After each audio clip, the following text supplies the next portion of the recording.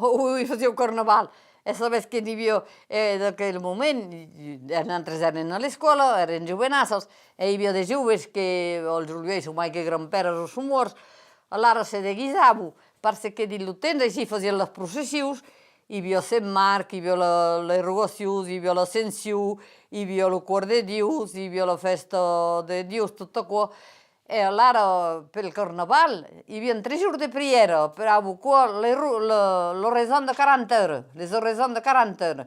E hi havia la missa primera, la missa gran de vespres, e a la sortida de vespres, aquelles jovenasses se mascaven. Putain, nosaltres quan calia sortir de vespres, havien una por d'aquelles joves, demoraven dins l'església.